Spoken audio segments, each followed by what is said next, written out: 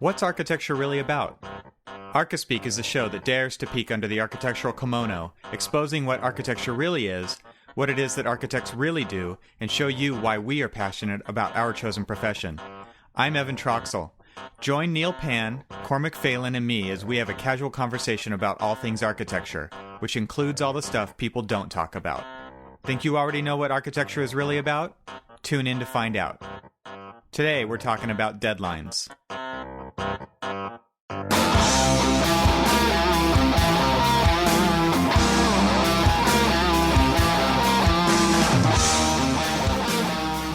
It's time for some Archispeak. We wanted to make an architecture of atmosphere. This proposal was a reaction to the oversaturation of emergent technologies in recent national and world expositions, which has been feeding our insatiable appetite for visual stimulation with an ever greater digital virtuosity. High definition, in our opinion, has become the new orthodoxy. That quote comes from Liz Diller, and she was speaking specifically about the Hirshhorn Gallery temporary edition that they're doing, which has been labeled the Bloomberg Bubble, or even nicknamed the Diller Dome. And what she was speaking about was how we're using public space and how public space is perceived both in just the built environment, but also how public space is perceived in the digital age. And I don't know if anybody else had any thoughts or input on that, but let's open it up for some discussion there, guys. Well, I think that the interesting thing about the way that she was saying that was that she was reading it, and because I think it would be difficult to pull all that out on the fly, but that's Archispeak at its root right there, and it kind of leaves everybody a little bit dumbfounded hearing it. But I think if you study it, it actually does make sense. But it's one of those things where you really have to take it word for word and break it down to see what it really means. I think some of the people that probably were in attendance at the TED Talk were a little more layman, but for the most part, these were practitioners, academics, and things like that typically speak like that, or at least, in their dialogue back and forth with each other through presentations and, books and stuff like that. That's how the actual orthodoxy or the idea is conveyed back and forth. And but my thought is that the poor layman that's sitting in there, and as she's going through the speech, which was a fantastic speech about a very interesting project, and being a DC local, I'm actually quite excited to go and experience the space when it occurs, because in fact, after this podcast, we're probably going to be heading to downtown, and one of our favorite museums to go to is the Hirshhorn. But really nice, yeah. But it's the the way that she was trying to convey the idea, especially as you're trying to present it. Now this again was a TED Talk that was presented to academics and professionals alike. It wasn't presented to the people of DC to try to convince them that this is a really good project, because no. The link that I sent you guys yesterday about this particular TED Talk and the overabundance of Archispeak was really it came from a link to the DC daily paper, and or it's called the Washington City paper, and we can provide a link to that to both the article and that particular TED Talk we're referring to. But it was, if you read the article that accompanied the link, the article was pretty plain spoken. It was just telling people exactly what the project is, why there's possible delays, why it may not open, or things like that, But when, you sit down there and you listen to it as a Washington City paper reader, you're not quite sure what she's actually trying to say. Yeah. Yeah, it is something that has to be dissected. I think it's a good example of our tagline in our Twitter feed, which is large made-up words that architects and designers use to make themselves sound smarter than you. Yeah. She comes Right. across as a very intelligent person. I would have to say that. Yeah, But and I don't know her personally. Let's not make it as if we're, criticizing her or anything like that, because again, I admire a lot of the work that they do, and I admire, just the simple fact that she could stand up in front of thousands of people and give this speech regardless of, what the content or what words were coming out of her mouth. I mean, I for one have, quite a disdain for standing up in front of people and giving presentations, though I do it often. But I just think it's the way that, a lot of times we tend to come across, sometimes we do ourselves a disservice sometimes, and that I think is more what we're talking about, is that, I often say in the studio, architecture is not as hard as we make it out to be. Architecture is actually, well, for the trained, it's an easy profession, especially for the the people who, as we talked about last week, it's a labor of love. And then when you love something as much as we all do about our profession and in our chosen life, I mean, it gets to be pretty easy. But when we're trying to convey what we're doing to just the general public, sometimes we go a little overboard and give ourselves the overabundance of archy speak. Yeah, and do you think that a little bit stems from, the general feeling is that architects are not regarded how they should be, for the amount of work that we have to put in to get our licenses, to get our degrees, to practice, and then all of the liabilities and things that come along with that. I think the general feeling is that architects don't feel like they have the eye of the public like they should, and so maybe that's like overcompensating for that a little bit. It could be, because we tend to put ourselves in the same professional category as doctors and lawyers, both with the education that we, usually 5 to 6 years, unless you go on to a doctorate degree, and then our licensing and, the minimum of 3 years internship, sometimes even up to 10, depending on your degree. And yeah, I think we put a lot of effort into becoming, the architects and design professionals that we are. But, and yeah, so I think we kind of feel slighted because, we tend to come out of college, and, this goes to, some of the comments that we were, receiving on our, on last week's podcast. But we don't really come out of college making as much money as our professional counterparts do. And so we kind of feel a little slighted.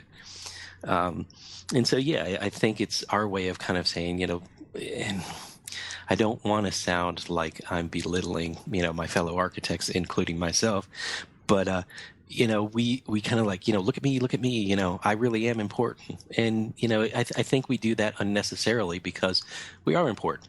And, we do provide a service that, really everybody needs. Yeah. I think that for the most part, I think the general public does regard architects pretty highly.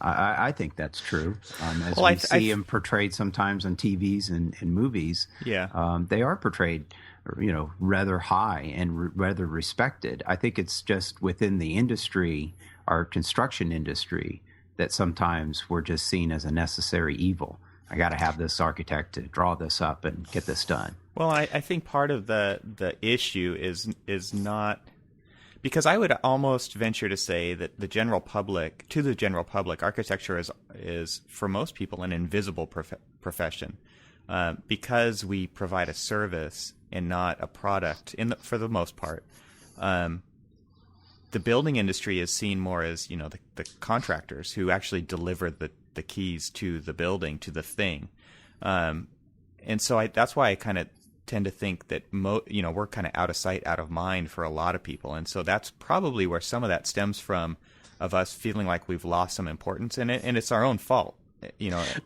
Totally, because I mean, back in the day, back when we had the Cons, and I'm not talking about Louis, I'm more talking about Albert and, Wright and people like that, we were master builders. One of the comments that I really kind of gravitated towards is how we've basically through basically litigation and liabilities have let ourselves be separated from the term master builders where we used to be.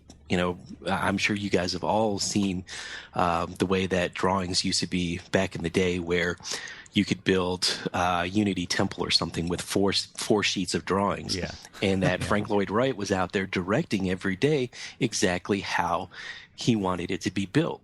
Whereas I just issued a set of drawings for probably something square footage wise, the same size, if not a little bit larger than a Unity Temple, that had over 300 sheets just of drawings alone. And that's not including the technical specifications that, are all part of the contract documents. And that's because of this complete disjointedness between architecture and construction, right? Because we don't trust the contractor to build it the way we've told them, because we know that they want to cut the corners and make as much money as they can. For the most part, I'm totally generalizing here, but we have to overcompensate with the drawings now to be able to do that. Right. Yeah. And then we also have to overcompensate with the drawings to COA, right, to cover our butts when it comes to litigation, because there is so much litigation in this industry. Well, and an example of that, back when I was not long after school, we used to take the engineering markups and do those on our drawings, on our architectural drawings. So the sheets would essentially be drafted by us, by the architect. And after some litigation, that essentially was the engineer's fault in this case, but because we had drafted it and it was on our title block as the architects, we were pulled into that lawsuit and found liable. And after that, it was like, okay, no, Mr. Engineer, you have to provide your own drawings on your own title block, and we don't touch it anymore. And that was, it was a smart move at the time to protect ourselves, but continued the process of moving us away from being totally involved in the construction process and the built environment. Well, yeah, it's that sense of giving away the goods, because we talk about, and this is definitely something that is future chat for us, because we've had several of our architecture friends, and also through the comments and stuff, have talked about, oh, you guys need to talk about the architect's role through construction administration, which for me is probably as important of a role, if not more, in my day-to-day life, as it seems like it is to other people. So I really want to delve into that a little bit later. But you're right. I mean, essentially what we're doing is creating a set of documents that is the cover your butt.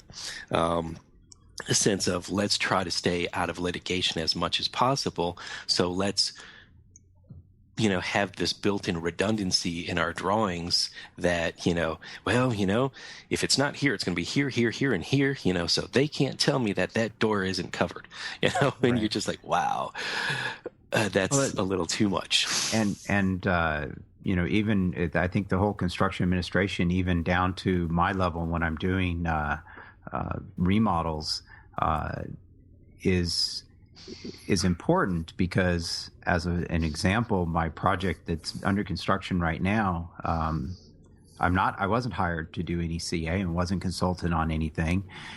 And the stucco guy decided that he wanted to do different trims on the house. So he changed the trims. And then, the client didn't consult with me, or didn't want my input on color selection or anything like that. And so they chose a color that is not necessarily the most, what would maybe bring this house and carry it off well. And so here we started with a really interesting project. And then because I wasn't able to be involved in the construction administration process, it's turning out to be something a little different than I think that I hoped for, and hopefully what the client was expecting. Now, they're making these decisions, so I guess they're happy with it. But that's where the best intentions of a good design really falls down, because the architect wasn't involved through that process. Yeah, and it's their prerogative, which is, that's a really hard thing for us to deal with, and that, make no bones about it. As a designer myself, that's one of the toughest things.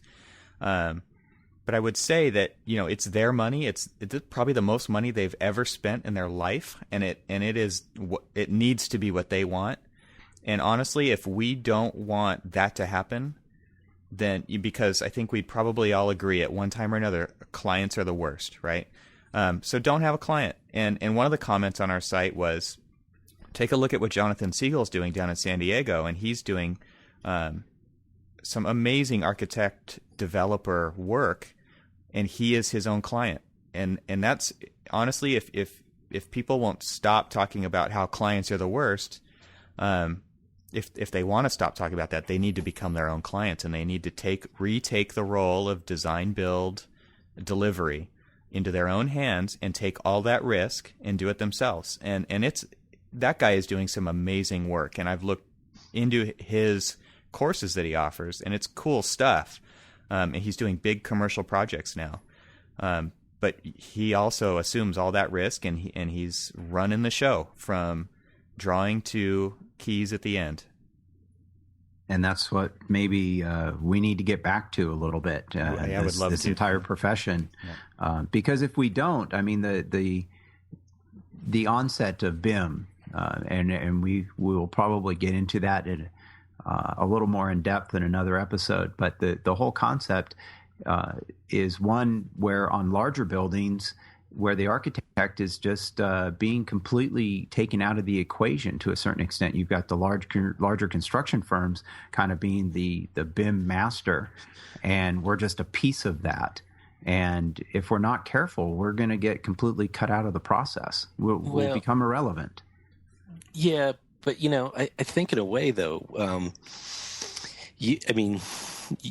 don't know if I want to say you guys are like kind of giving up the farm, but if you aren't able to do the architect as developer or, spec homing and things like that, what you need to do is ensure that that particular service is conveyed to the client as probably the most important phase of the whole design process, as the actual sitting down and drawing the pretty pictures or the construction documents that, to administer this properly.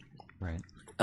You need to actually be involved throughout the whole process and be there for construction administration.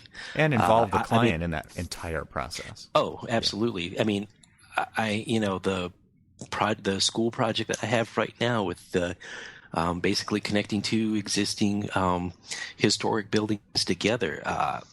I'm probably more involved than the construction manager in trying to ensure that the day-to-day scheduling of both the trades that the CM is supposed to schedule. I'm equally valuable in that process of keeping it moving and keeping it going, because of I guess in a way in this particular case, it's the complexity of the, the historic component and how we're connecting these new buildings and all the different unforeseen conditions and stuff like that. But it was interesting that, as we were leaving the site, my project architect, who's a recent graduate, she was walking off the site and she's like, wow, I didn't realize that there was so much management in architecture. And there is. That's essentially all we really are, whether it's the management of the design, the management of the documents, management of the contracts. We are the managers of this particular project. And once we allow ourselves or, don't convey to the client that, that particular management, administration is taken out, if we can't convey to them that they need us, then, we end up with the stucco guy changing the trims and, changing the colors and things like that, and getting away from the design as it was seen. And even in the case where it's like, well, we made the change because it was more cost effective. Well, you can make that change as more cost effective, but if you allowed me, access to that process, then I would say I could have told you that we could keep this detail or this design or this color or whatever, and still save you money by basically just reassessing the way we were doing something. And those are the things that I, because you guys will, hear this preached, on and on and on about, construction administration, because that's one of my favorite subjects. Well, I think you bring up a good point, and maybe in future projects for myself, it's more of a communication problem for me to communicate to the client that not only am I essential. I mean, you're talking to me in the first place because you think you need a design professional exactly. to help you, and for me to communicate. Not only am I important here, but I'm important towards the end at the process through the construction and as your resource. Not only just for the design and the construction drawings and the permitting process, but the construction process as well. And I think for smaller remodels, sometimes kitchens and small additions, that sometimes that's lost because the client begins to figure out what they think they need, and yet they then go and make some decisions that maybe are not in their best interest, or that they, because they're looking maybe at one thing and they're not looking at the whole. And because you're designing the whole product, that you really need to be involved in that. And so really it's a communication to let them know that this part is just as important as the beginning, and there's not an option here. You can't just cut out construction administration and save a few $100s or a few $1,000s here in my portion of the contract, because there's value there. And that value needs to be carried through from beginning to end, or to, like you just said, Evan, to here deliver the keys. Yeah. We're done. So, well, this is cool stuff. I wanted to take a second here and thank everybody who did comment on our first episode. We were pretty blown away, wouldn't you say? Absolutely. Yeah, yes. And so just so everybody knows where the comments are is if you go to archispeakpodcast.com and if you click on the episodes link at the top, that's where the list of our episodes is. And under each episode, there are comments. And so a couple of really thought-provoking comments, one by Asan, who is a former student of mine at Cal Poly. And thank you so much for that comment. I think all of these are worth reading if you guys want to go back and catch up so that you can follow along with us. Those comments are gold. Ken Munson is the guy who was talking about Jonathan Siegel. And then we just had some really good comments on there, and so we really appreciate it, and we love how the conversation continues throughout the weeks as we're working on this. And absolutely, and don't forget our Twitter feed as well. You can always reach us there, and that's Archispeak, which is ARCHISPK, and follow us there on Twitter, and that's another good way. Yeah, because the dialogue definitely is, something that we like, the interaction, both through comments and through Twitter banter, because that actually helps us, think about what's the next thing to talk about, and just let us know that everybody else is kind of feeling the same way we are. Yeah, and please comment. We would love to know what you want to hear about. We'd also love to know what you think about what was said. And when we're going through these as well, if there's things that we bring up, like the TED Talks that we started off with, I'm going to put links to those in the show notes. And so if you guys go to the page for the episode, that's where you can find links to the things that we're talking about during the episode. And don't forget, we appreciate all the comments as well on iTunes as well. That's big plus, and that really helps the podcast reach. Yeah. So if you guys can tell other people about the show, and we'd love to get more comments on iTunes about how we're doing. Well, that brings up this week we wanted to touch on something that we deal with, that's Cormac's life, apparently, is deadlines. How he lives his life. It's how I live my life too. I will say. As I say, I don't really live in linear time in the same way of, oh, it's 11 o'clock. It's, oh, it's 3 days from my next deadline or my next milestone or my next submission deadline. So yeah. Yeah. And for those of you who are in school, I mean, school is deadlines too, right? I was in the quarter system, 10-week quarters. You got 5 weeks till midterm. You've got a test here. You've got a test there. You've got a big project due at the end. It only gets worse when you get into the profession. It's absolutely true. But the better part is you're actually being paid for it, so you can actually afford the beer. Really? I don't know. Were you being paid to sit in design studio half the night? I wasn't. No, but actually that brings up something I wanted to talk about for to start this conversation off on that, which also applies very well to all the students is, take whatever time estimate you think it's going to take you to do whatever task it might be and just multiply by 3, because that's the time it'll actually take you to get it done. Yeah, that's pretty realistic. I've always heard 𝑥2 and it never works out. So no, it never does. Go to the next level. Yeah. Yeah, I've actually heard the ×3, and what that actually, I mean, the talk about the deadlines and the time management, speaks to what we were already talking about, earlier in the podcast about, management of things and building that extra time into something, if you're able to, with these, I need this done now, or I need to get this at that time kind of mentality that we live in. What it does is it gives you time to double check things, go over things, make sure you've crossed your, T's and dotted your I's to ensure that everything's there, so that some of the pitfalls of construction management and things like that, don't really happen, and that, your that the deadlines can be met, and that, things that do become a little bit more realistic. It was interesting. I was reading a couple of comments, and I even went back to a couple of the comments on some of the things that Bob's posted on his site, and how students, they're starting to get scared. It's like, oh my God, I didn't really realize that the profession was like this, and I don't necessarily think that we're trying to scare anybody away.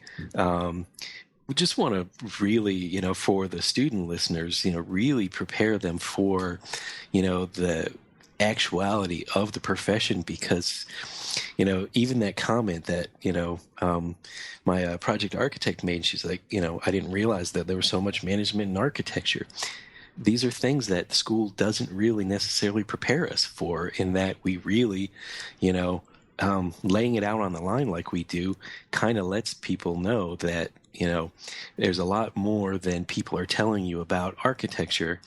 Not all good, not all bad, but it's just part of the life. It's really complex, I think, what you're talking about is time management, being able to manage your time and what you do, but then also coordinate that across all these different disciplines, and it really is complex, and so you have to get good at complexity. Exactly. Think about, the architect as juggler.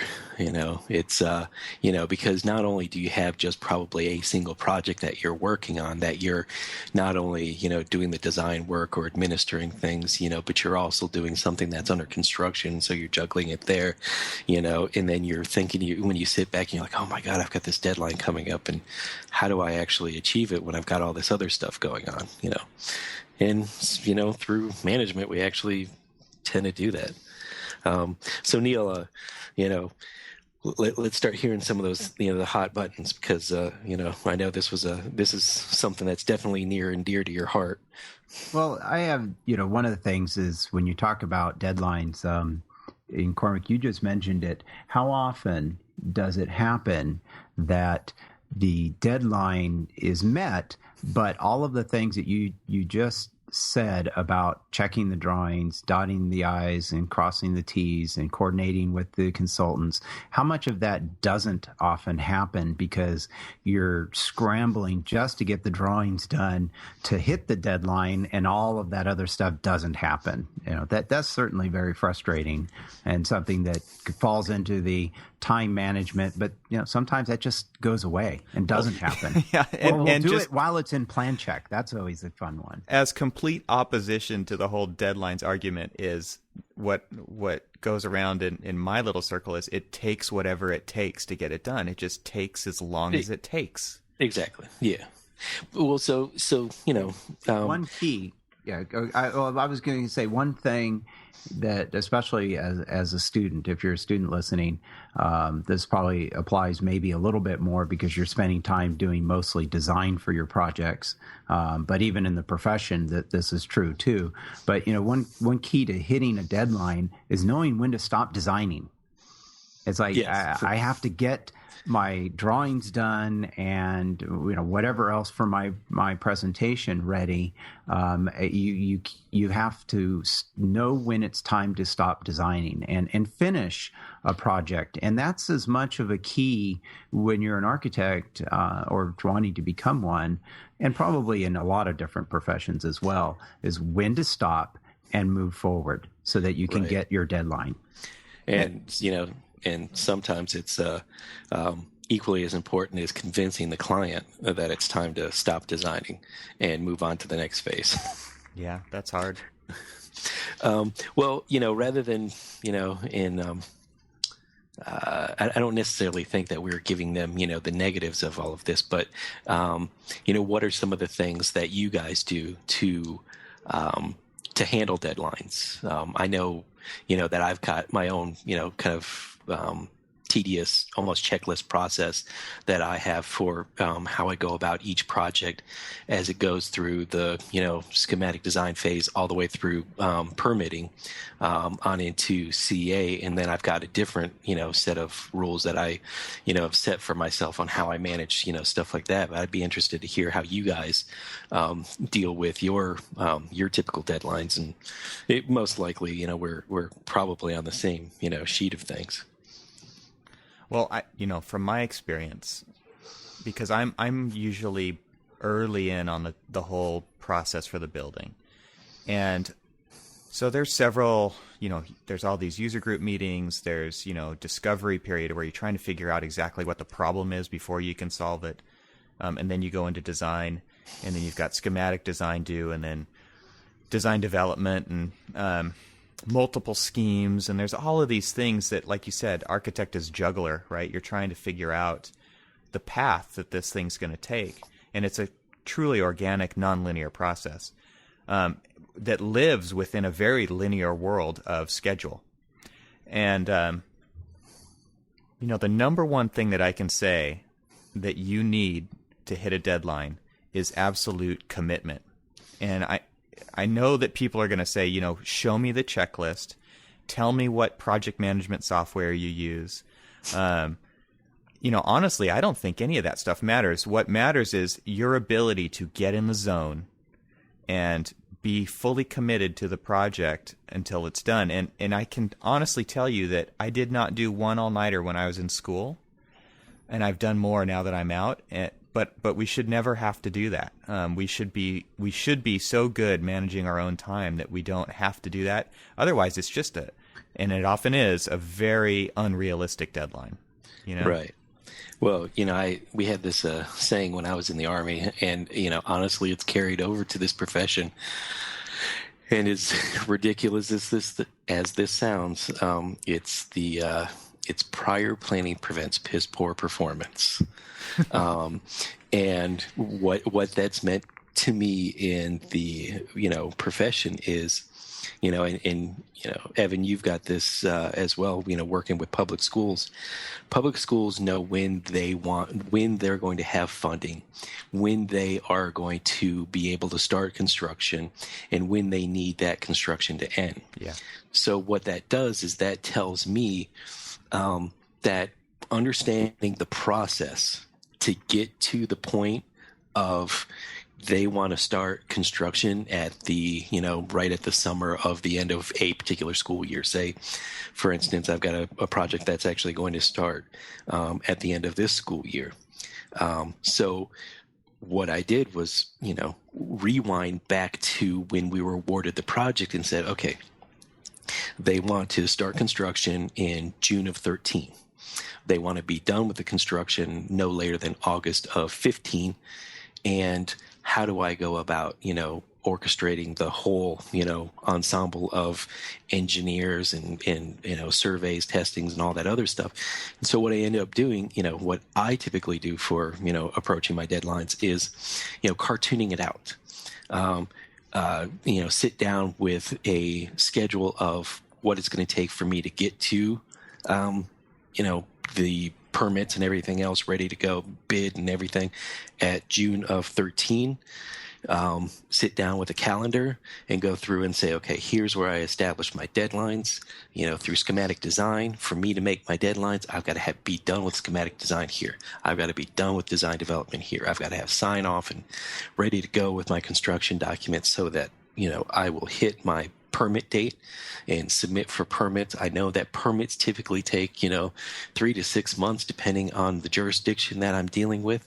So, I need to at least have my permit set here. And then, with working with school systems, which is the bulk of the work that, the firm I work with does, we've got state submissions for funding and things like that we've got to hit. And, it's just this layer upon layer of things. And, it's back to that juggling it to make sure that we can, detail it out. So, just like if you're, mapping out a comic book, which I currently seem to be doing, it's cartooning it out and seeing the process in my head.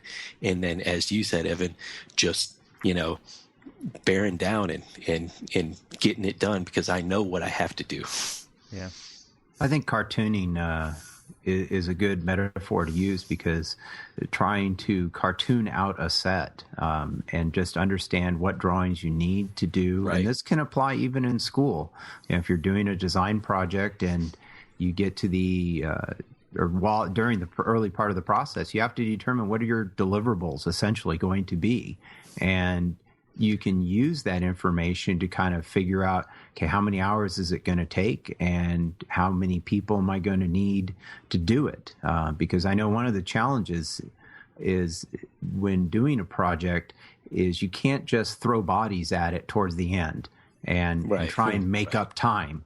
That rarely works and it is tough to do. So unless you're in a small office, maybe 2 or 3 people, then everybody can jump in and try and slam something out in the last few days. But in most firms and most types of projects, that doesn't work very well. So cartooning out a set, knowing what your deliverables are, going back and, like Cormac said, having that schedule laid out, and you could even almost do that in school. But I think one of the interesting things about laying out your schedule is that when the client makes changes or the municipality changes something and there's additional work added or maybe even taken away, one key is to make sure you keep updating that schedule throughout the process. And if something changes, to modify that schedule, communication with the client, communication with the office, the team to know, okay, well, we just made this change. How much longer is it going to take us to do this? Or what time, how does that affect the schedule and the budget? And you've got to really go back to the client and let them know, especially if it's something coming from them, that, okay, this is going to take us 2 more weeks. Well, there's money involved here. And, whether or not you can get paid for it, but certainly having your client understand the schedule. I know when I'm talking to clients, and I try and be very broad with the schedule on a remodel, okay, 1 month here, 1 month for this, 1 month for that. You'll be about here by this point, to give them the perspective as well, so that you don't get unrealistic deadlines or deadlines that your client is expecting and that it just honestly can't happen. If they're expecting, okay, submit for permit and 5 days later they have a permit in hand, well, sometimes that can happen, but not likely to happen. So you have to really set that expectation for your client as well as your office and your project team, so that everybody knows what the schedule is. And, if there's changes, it's vital to let everybody know what effect is that going to have. Because otherwise everybody's just working in the dark. Yep. So have you guys noticed this? I'm sure you have. The closer the deadline gets to actuality, the harder everybody works, right? Oh yeah. Yeah. Well, go ahead. I was going to say, I think that that is a total 4 or 5 podcast discussion about architects as a procrastinator and how we've mastered the art of procrastination. And I don't necessarily think it's, in the way of, we intended to just kind of like, wait and then do it. It's just, we're like, well, this one, that deadline is, 6 months out, but I've got this, and this. So you're spending so much time and effort on the tasks that need immediate attention that, Mr. 6 months away now is 2 months away. And you're like, oh, Yep. crap. Yep.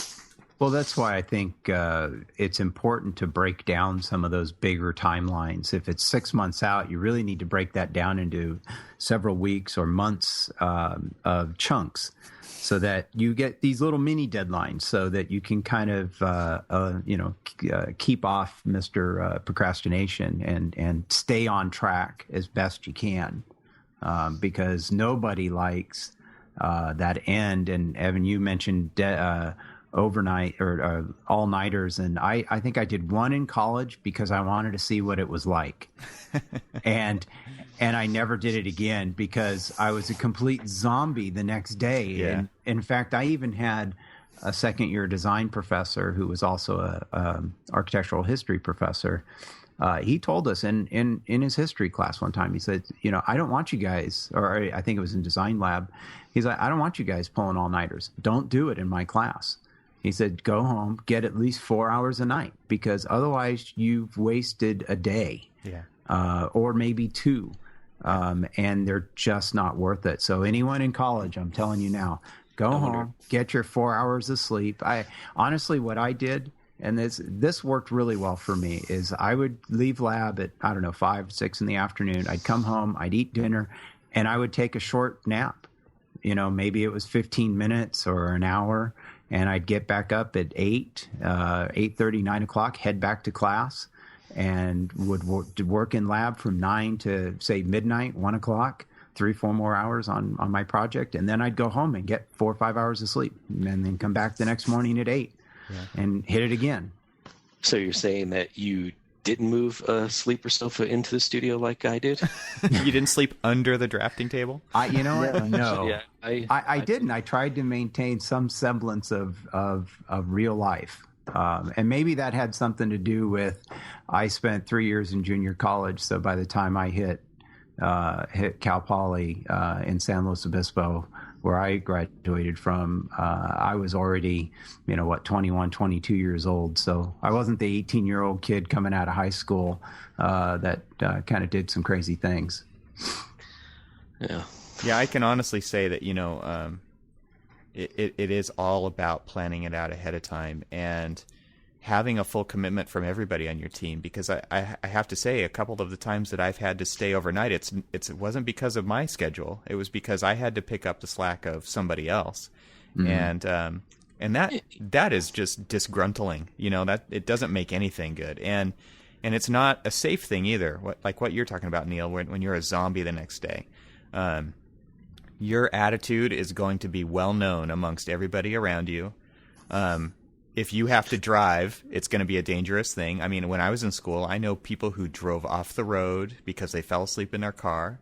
Wow. Drove into the center divider on the freeway, spun around in a rainstorm because they fell asleep. I mean, that happened, once a quarter. There was somebody getting in a major accident because they just weren't sleeping, and it's not good for anybody. So you're right. You've got to get some sleep.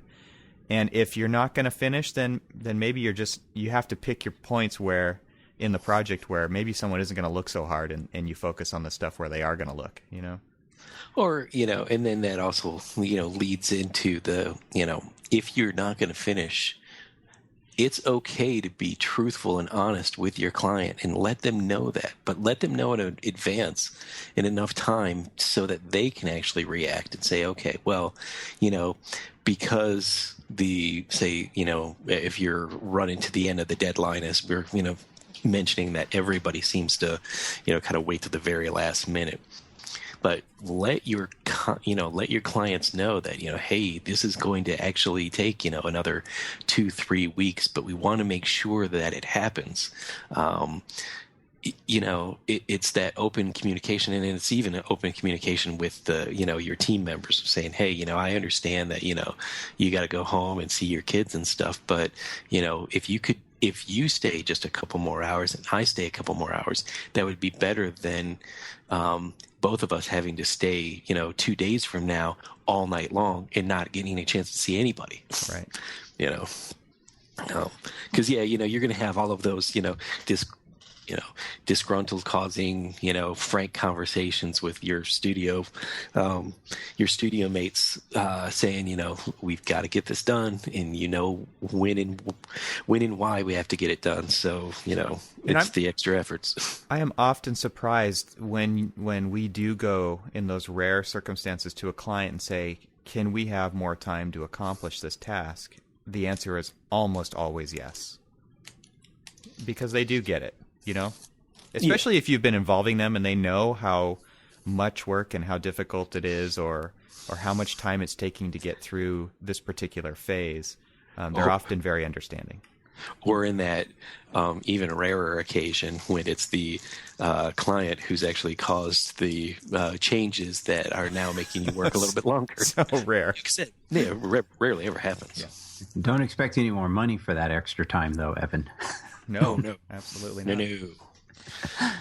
Okay, well, I want to ask you guys something, because I know when I was in college, there were lots of times where I worked, weekends, and I had friends going out, and they would go to different events or a concert, or come on, Neil, let's go do this. Guys, I can't. I got to finish this project, and I missed out on a lot of things, and maybe that was okay when I was younger.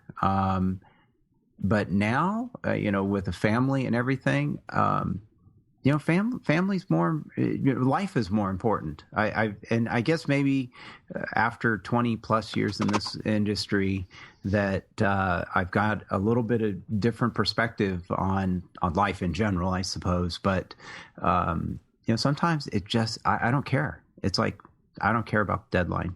And it's like, no, I'm going to go home and I'm going to visit the family, or I'm going to go to bed.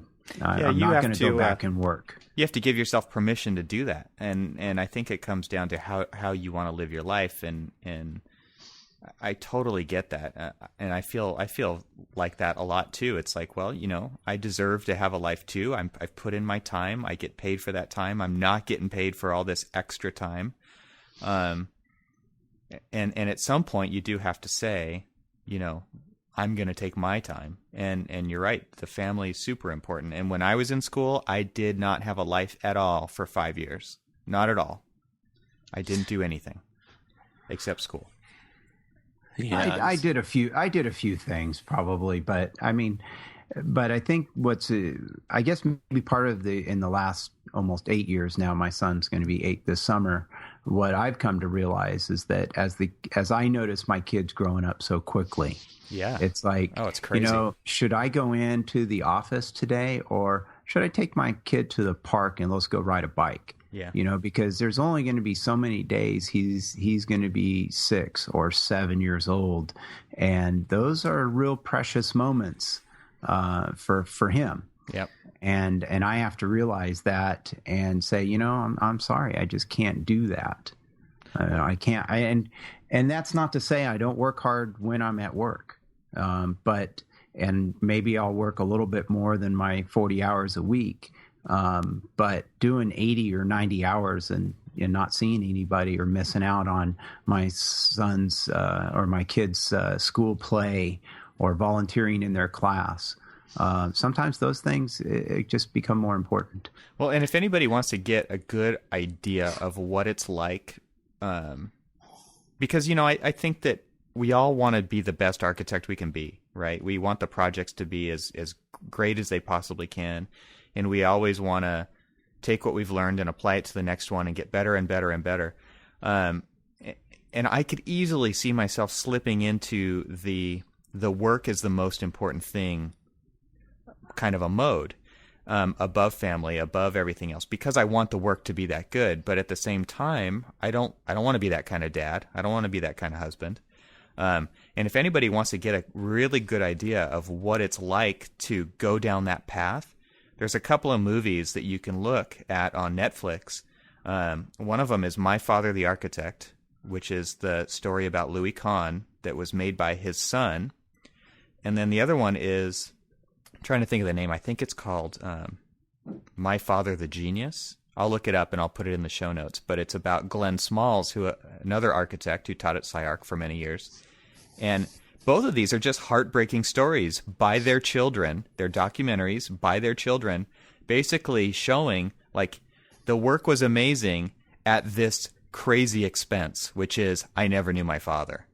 And it is totally heartbreaking.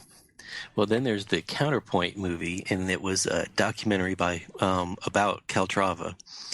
And what was interesting about that is he would totally immerse himself in these projects. And I think this was before we had children, and it was just my wife and I. We went to this. Actually, we had one child, I always have these, pie in the sky dreams. I'm going to be the next, in architecture record or this or that, my projects are going to be great. And we went and we watched this movie, and, he immersed himself in these, all of his projects. But the thing that I found most interesting about it was he actually travels with his family. Oh, yeah, so his family's, not too far away. And, so what was interesting about that is like my own personal experience is, yeah, I will find myself sometimes spending a boatload of hours, per week on a project.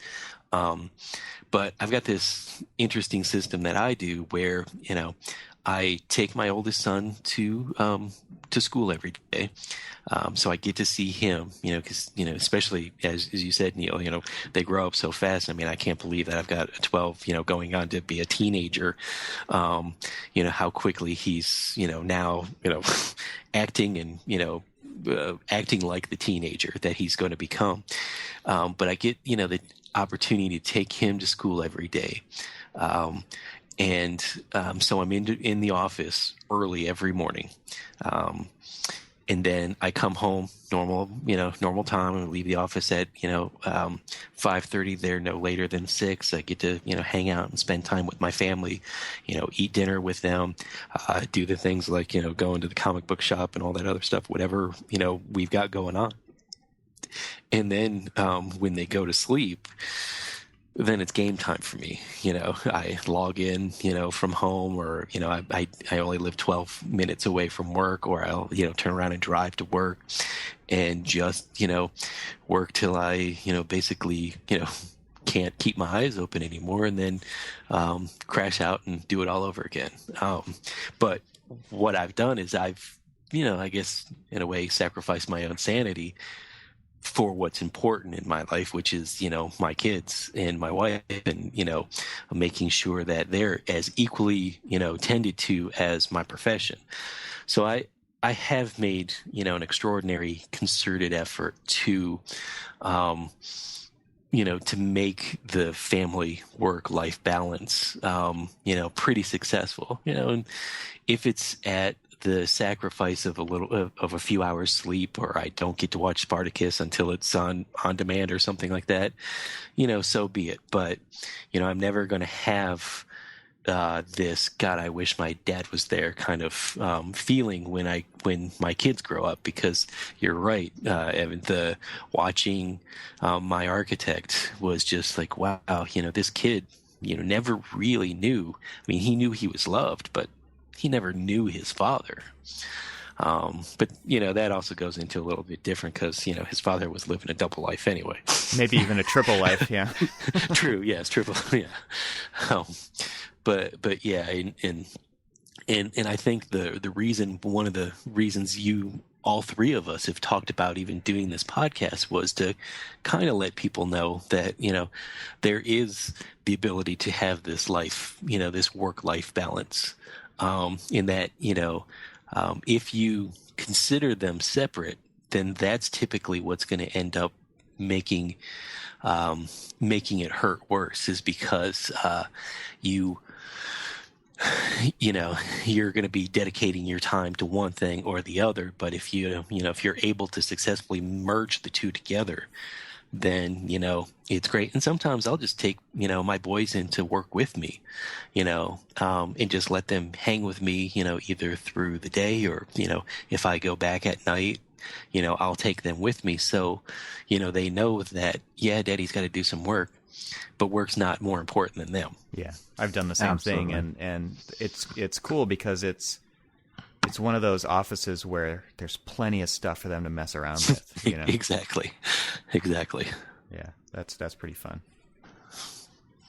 Well, one of the things that we haven't talked about with deadlines is when you hit that deadline, and I know when it's happened for me, you orchestrate this giant project, and you hit the deadline, you get this great feeling like you're the hero. Oh, yeah. Yes. It's like, yes, it's come together, and it is a great feeling, yeah. Very satisfying feeling. And so it's not all doom and gloom, as we've been kind of a little hinting at all the way through in the challenges. But when you do it successfully, at that one time in your life, you feel like a hero. And I feel like that is one of the highest moments in the path, is when you are completely dedicated to accomplishing that goal. You've got your nose to the grindstone, and you're in that zone, and then you accomplish it because you did the proper planning, or you just got through it, or whatever it was. But that's the night that I can't sleep. Is when that rush comes, like, yes, I did it. I pulled this thing off.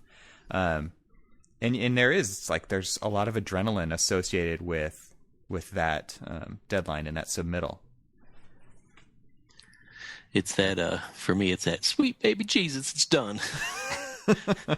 Yeah, totally. On to the next project, right? Exactly. Or it's, you've got the construction, you've got the documents out to bid, and, you're just like, big weight is lifted off your shoulders, and then you got to build it.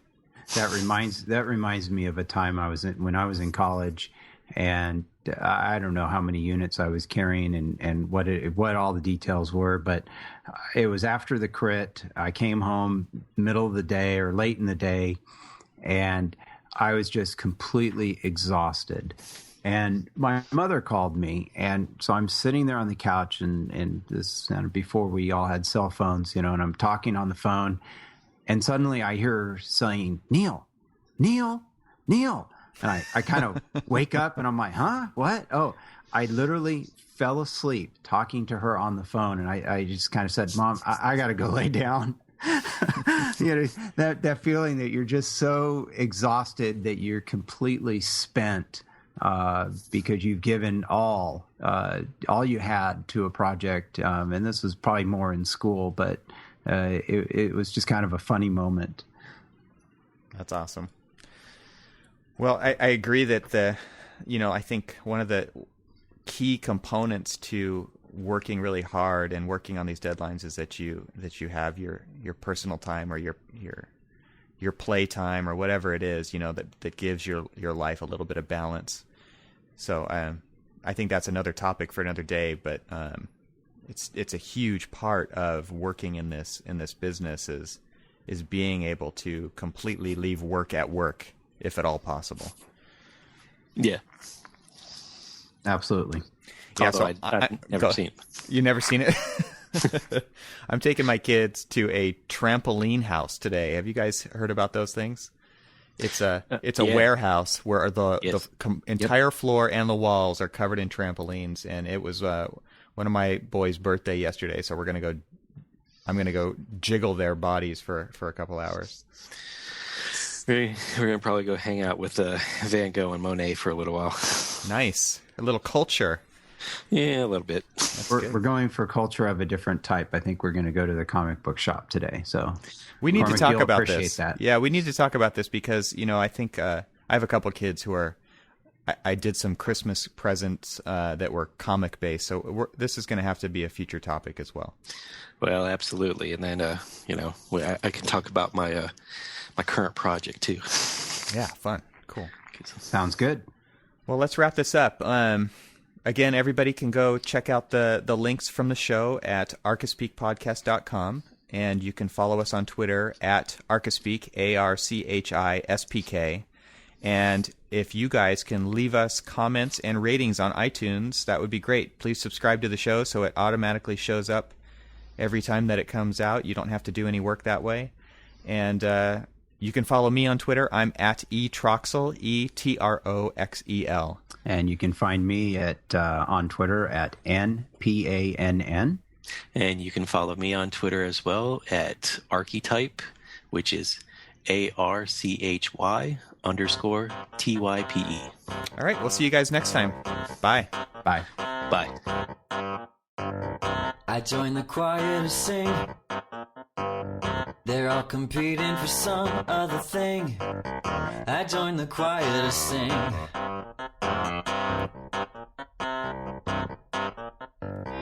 I joined the choir to sing. They're all competing for some other thing. I joined the choir to sing.